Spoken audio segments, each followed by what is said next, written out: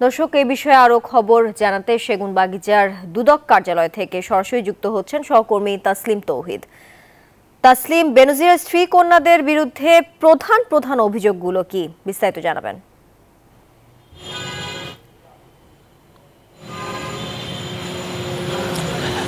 ধন্যবাদ তানিয়া। বেনজির আহমেদের বিরুদ্ধে যে অবৈধ সম্পদ অর্জনের অভিযোগ, হাজার হাজার কোটি টাকার মালিক বনে যাওয়ার পেছনে রয়েছে, এই অবৈধ সম্পদগুলো বেসিক্যালি তার সম্পদগুলো তার স্ত্রী সন্তানদের নামে করেছেন, বিভিন্ন ব্যবসা প্রতিষ্ঠান গড়েছেন। অর্থাৎ তিনি যে ক্ষমতায় থাকাকালে সাধারণ মানুষকে জিম্মি করে যে অবৈধ সম্পদ গড়েছেন, সেই সম্পদগুলো তার সন্তান স্ত্রীদের নামে দিয়ে রেখেছেন। অর্থাৎ নিজের অবৈধ সম্পদ ঢাকতেই স্ত্রী সন্তানদের নাম ব্যবহার করে এই সম্পদগুলোকে আড়াল করতে চেয়েছিলেন। কিন্তু গণমাধ্যমে আসার পর দুদক কিন্তু সেই বিষয়গুলো সামনে এসেছে। তার ইতিমধ্যে দেশে থাকা প্রায় 250 একর জমি জব্দ করেছে, 33টি ব্যাংক হিসাব জব্দ করেছে, 25টি কোম্পানির শেয়ার জব্দ করেছে এবং স্থাবর বিভিন্ন সম্পদ ইতিমধ্যে জব্দ করেছে।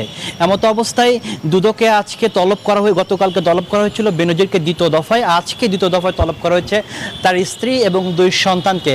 তবে ধারণা করা হচ্ছে, দুদক যেটা বলছেন যে তিনিও আসেননি, তার সন্তানরা হয়তো বা তার স্ত্রীরাও আজকে তলবে হাজির হবেন না। ইতিমধ্যে তারা একটা লিখিত বক্তব্য দিয়েছেন, তারা নিজেদের পক্ষে সাফাই গিয়ে যে তারা আসলে তার অবৈধ সম্পদের যে অভিযোগগুলো করা হচ্ছে আদতে তার কোনো সত্যতা নেই। তার বিভিন্ন সময় মিশনে কাজ করেছেন, সে সমস্ত কারণে তার সব কিছু সম্পদ বা যা কিছু আছে সব আসলে তার বৈধ পন্থায় উপার্জিত সম্পদ থেকে হয়েছে, ব্যবসা বাণিজ্য প্রসার হয়েছে স্ত্রীর, সেখান থেকে আসলে তার এই সম্পদটা হয়েছে, এখানে অবৈধ কোনো কিছু নয়, এমনটা কিন্তু দুদকে লিখিত বক্তব্যে তিনি এমনটা দাবি করেছেন।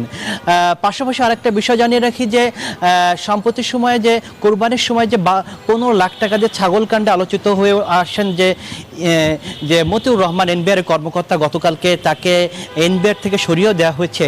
সে কর্মকর্তার বিরুদ্ধে গতকালকে 3 সদস্যের কমিটি গঠন করেছে দুদকের উপপরিচালক আনোয়ার হোসেন নেতৃত্বে একটি কমিটি ইতিমধ্যে কাজ শুরু করেছে। জানিয়ে রাখি, এছাড়াও কিন্তু এর আগে এই মতিউরের বিরুদ্ধে কয়েক দফায় দুদক অনুসন্ধান শুরু করেছিল। বিভিন্ন সময় তার বিরুদ্ধে যে অঢেল সম্পদ গড়ে তোলার অভিযোগ এসেছিল, সে অভিযোগ কিন্তু অনুসন্ধান করেছিল, কিন্তু নানা কারণে নানা প্রেক্ষাপটে কিন্তু সেই অভিযোগগুলো কিন্তু একটা সময় তাকে দায় মুক্তিও দেওয়ার ঘটনাগুলো কিন্তু একাধিকবার ঘটেছে। তো এবার যখন সারা দেশে যখন তার অবৈধ সম্পদের আলোচনা কেন্দ্রবিন্দুতে, এখন দেখার বিষয় দুদক এমন অবস্থায় আবারও নতুন করে তার বিরুদ্ধে অনুসন্ধান শুরু করেছে। তো শেষ পর্যায়ে আসলে এই অনুসন্ধান শুরু হয় এবং শেষ পর্যায়ে আসলে কোন পরিণতির দিকে এগিয়ে যায় শেষ পর্যন্ত আসলে কিন্তু আমাদের অপেক্ষা করতে হবে। এখানে আরেকটা বিষয় বলে রাখি যে এই অনুসন্ধান পর্যায়ে বিভিন্ন কাজ করে থেকে দুদক, তার মধ্যে রয়েছে যে তার এনবিআর এর তার ট্যাক্স ফাইল তলব করতে পারে, পাশাপাশি তার ব্যাংক যে অ্যাকাউন্টগুলো রয়েছে বাংলাদেশ ব্যাংকের সহযোগিতা নিতে পারে, একই সাথে তার দেশের বাইরে কোনো কিছু আছে কিনা সেক্ষেত্রে বিএফআই সহ ভূমি অধিদপ্তরের সেখানে তার ল্যান্ডের কি ধরনের সম্পদ রয়েছে সেগুলো কিন্তু দুদক তথ্য দিয়ে এই সমস্ত জায়গা থেকে যাচাই বাছাই করবে, বিভিন্ন দপ্তর থেকে তথ্যপত্র সংগ্রহ করে আসলে যাচাই বাছাই করে সর্বোচ্চ ব্যবস্থা নিবে বা সেগুলো যাচাই বাছাই করে নিজেদের মতন তদন্ত করে আসলে সার্বিক সিদ্ধান্ত নিবে যে মতিউর রহমানে কি ধরনের সম্পদ গড়েছেন বা একজন সরকারি কর্মকর্তা অবৈধ সম্পদ কি পরিমাণ ক্ষমতার অপব্যবহার করলে অবৈধ সম্পদ গড়ে তুলেছেন, এই বিষয়গুলো কিন্তু আসবে। পাশাপাশি মতিউরের বিরুদ্ধে আরেকটা বিষয় অভিযোগ করা হচ্ছে যে তিনি শেয়ার কেলেঙ্কারির সাথে জড়িত থাকার অভিযোগ রয়েছে।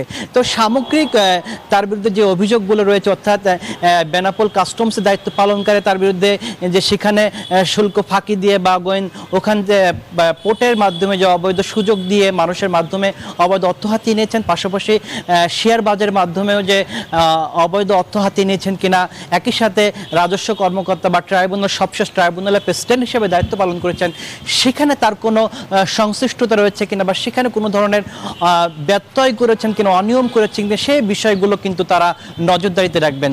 সবকিছু মিলিয়ে বলা চলে যে দুদকে বর্তমানে যে বেনজিরের ইস্যু রয়েছে, যেমন পুলিশ কর্মকর্তা, একই সাথে এই মতিউরের ইস্যুটা কিন্তু আর নতুন করে আবারও অবৈধ সম্পদ যে ক্ষমতা ব্যবহার করে হাজার হাজার কোটি টাকার মালিক বনে যাওয়ার সে বিষয়টা কিন্তু নতুন করে আলোচনা খোরাক জমেছে এবং দুদকও খুব সক্রিয়তার সাথে কাজ করছে।